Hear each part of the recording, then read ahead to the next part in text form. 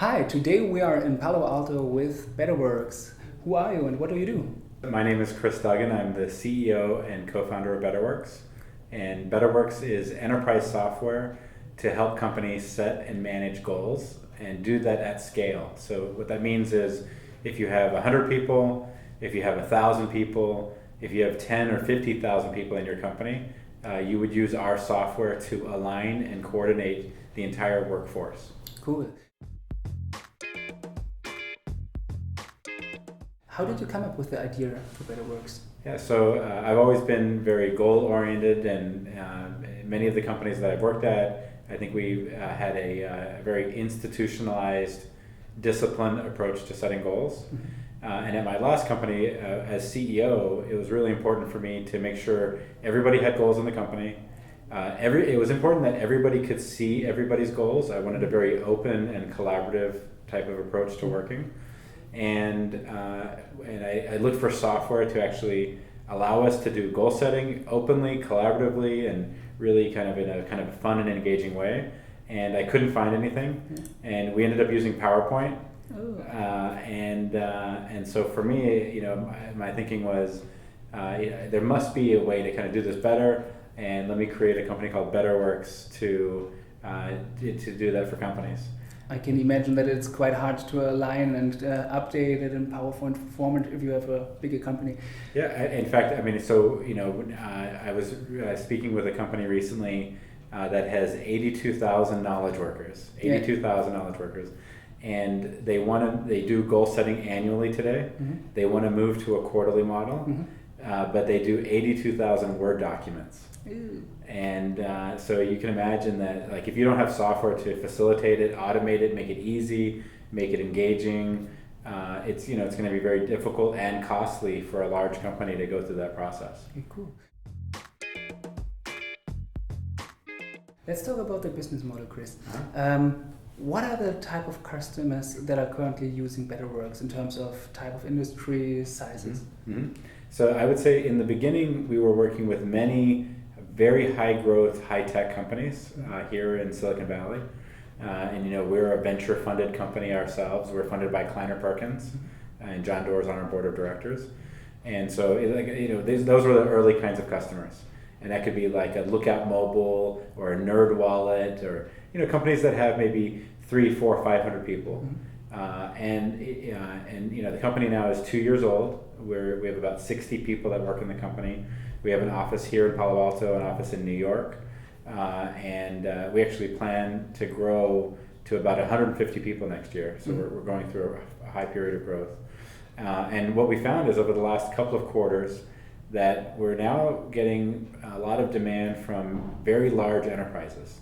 And many of these are multinationals, some of which are Fortune 500 or Fortune 1000 kinds of companies headquartered here in North America, but even companies in Europe and globally where they have thousands or tens of thousands of knowledge workers, and they have the same problem that these high growth companies have, which is how do you align the people, how do you coordinate at scale, how do you get people to focus on the right things, and how do you do that in a very open and collaborative way so that people can actually see what other people are working on. And interestingly, I think what's driving a lot of the growth for our company is that these HR systems, these very traditional HR systems, Workday, SuccessFactors, etc., they're the kind of the opposite of open and collaborative. They're private. Nobody can see what other people's goals are. It's not quarterly, it's annual. And so companies are realizing there must be a better way to do this, and they're coming to us for help.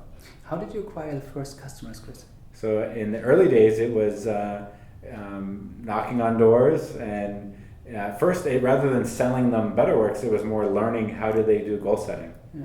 And so we talked to many, many companies. In fact, I think in my first quarter, I talked to almost 100 companies. First of all, just to even learn, is this a product that we want to build, and is there a market for this product? Because I knew I had the pain with my prior company, but I wasn't sure. I didn't know anything about HR and performance and goals and software for this area, so I wanted to verify if this was an area that could be commercialized. And by talking to 100 companies, we actually ended up signing 10 customers. Wow. And pre-developing anything.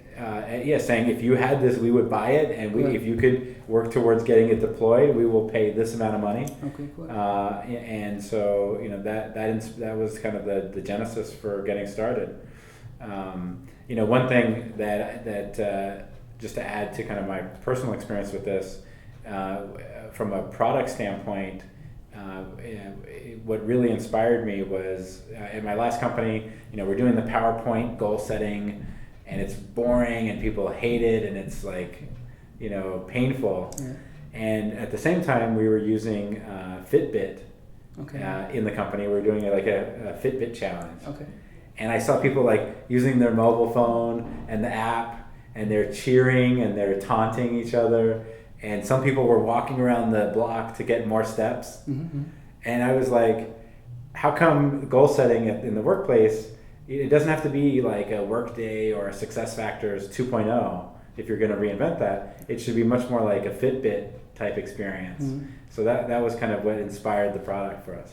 And did you go to those 100 potential clients with mock-ups, or was just an idea and just some story? I mean, in the early days, I think purely just an idea and just can you teach me about kind of how you're doing things? And then as it progressed, it was can I show you a couple of visual ideas that we have on how we would solve the problem? Yeah. And then towards the end, we had already started prototyping some real application. Mm-hmm. So I think it was a journey over the course of those 100 conversations. Because the main thing was that we wanted to make sure that what we developed, there was going to be commercial need for it, and that we were on the right track. Yeah. And I think being very iterative, and and many times I think the customer can't exactly tell you what the solution should be, mm-hmm. but they can respond to how do you feel about this? Yeah. Does this kind of hit the mark? Or they'll say, no, actually, if it was like this, maybe you make these adjustments. So I think it's always a balance between they can't necessarily express exactly what the outcome should look like, mm-hmm. but they can give you very quick feedback on if you're kind of getting close to it. Okay. And out of those 10 potential customers, how many did actually sign up? Yeah, actually all 10 of them signed up. That's awesome. Yeah, and then we ended up. This was 2 years ago, mm-hmm. So now we're working with a couple hundred customers. And many of these are large companies, Fortune 500 companies, mm-hmm. And we've had hundreds of thousands of goals that we've actually used in our system, mm-hmm. And users are using this on a daily and weekly basis, and we still have a very similar process, which is we have a ton of features that we're working on right now, mm-hmm. and we take a very iterative approach where we listen for feedback. We listen for ideas, we go and do some designs and rapid prototyping, and then we take those features back to a certain type of user, maybe the executive user, or a manager, or an individual, mm-hmm. Or maybe even an administrator of the goal system, and get their feedback on kind of are we hitting the right mark? When we look at the revenue model, Kris, how did you come up with a pricing point? So our price point is $15 per user per month, mm-hmm. and then we have some volume discounts as the volume goes up. I guess the way that we looked at it was the value of doing goals in a very efficient, modern, open, collaborative, and frequent way. We feel like that's clearly if you're spending whatever it is, $100,000 a year on an employee. Spending $180 a year to make sure that they're working on the right things, that they're focused and engaged, and they have a sense of purpose, and they understand how their work relates to the big picture. We think that there's tremendous value in for the customer to take advantage of that. And then the second thing is we looked at comparative business models of other similar technologies, mm-hmm. and we saw, for example, that Workday, which is a HR system, it doesn't do the kind of collaborative goal setting like we do, but it's in the kind of the general area of kind of the market that we're in. And the price point for Workday is typically around $25 to $40 per user per month. And so for us to say, it's only an incremental investment of $15, is, for going really deep in this one highly valuable area for the company, it seemed like that was a very compelling kind of price point for our product. Is there an ability to cancel the contract monthly, or is it like an annual? In English we would say month to month. Month to month, yeah. Okay. So at BetterWorks, most of our agreements are an annual contract, but actually many of our customers are signing multi-year contracts, and they view this as like, this isn't an optional thing. Like, they have to do goals. Yeah. They want to be disciplined in this area, but they don't want to use PowerPoint or Word or Excel or very traditional HR systems to do that. And so they're looking at actually deploying this company-wide for thousands of users, and not just as a test, but like actually this is how we want to run the company. And are you providing, besides the software as a service, also some kind of training? Yeah, we call that customer success.